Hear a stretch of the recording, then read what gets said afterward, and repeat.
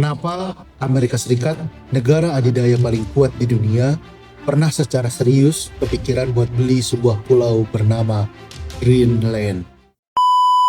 Pulau yang isinya mayoritas es, penduduknya juga nggak sampai 1 juta, dan kelihatannya sepi, dingin, dan nggak menarik. Tapi anehnya, pulau ini bikin Amerika, Rusia, bahkan sampai Cina sama-sama pasang mata. Hari ini kita bakal bongkar kenapa Greenland itu bukan pulau es biasa, dan kenapa Amerika kelihatan haus banget sama wilayah ini.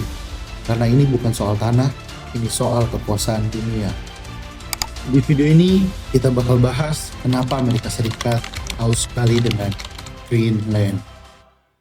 Greenland adalah sebuah pulau terbesar di dunia, letaknya di antara Amerika Utara dan Eropa. Dan secara politik, Greenland itu masuk ke wilayah otonom di bawah kerajaan Denmark. Artinya bukan negara yang merdeka penuh, tapi punya pemerintahan sendiri.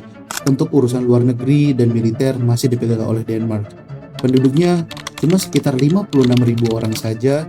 Bandingin saja sama luas wilayahnya, itu kayak satu kampung megang satu benua.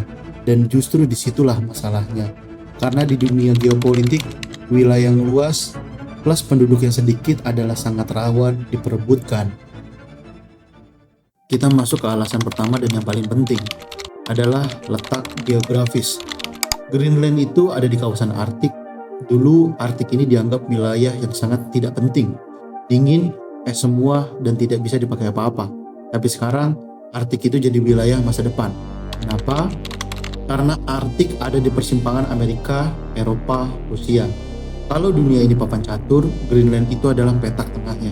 Dan dari Greenland, Amerika bisa mengawasi pergerakan Rusia, mengontrol jalur udara dan laut, dan jadi titik transit strategis global. Dan Amerika gak pernah mau kehilangan posisi itu. Sekarang kita masuk ke alasan yang bikin Amerika benar-benar serius, adalah militer. Amerika Serikat sudah lama punya pangkalan militer di Greenland. Namanya sekarang adalah Pitufik Space Base.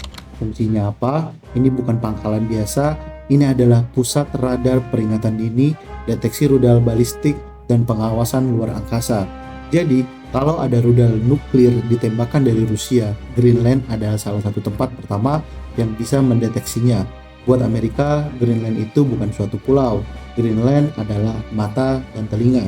Dan di era sekarang, ketika Rusia makin agresif dan Cina makin ekspansif, Amerika nggak mau wilayah seperti ini jatuh ke pengaruh pihak lain.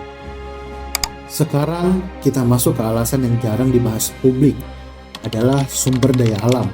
Di bawah es Greenland tersimpan mineral langka, uranium, bahan mentah penting teknologi modern. Rare earth ini penting banget.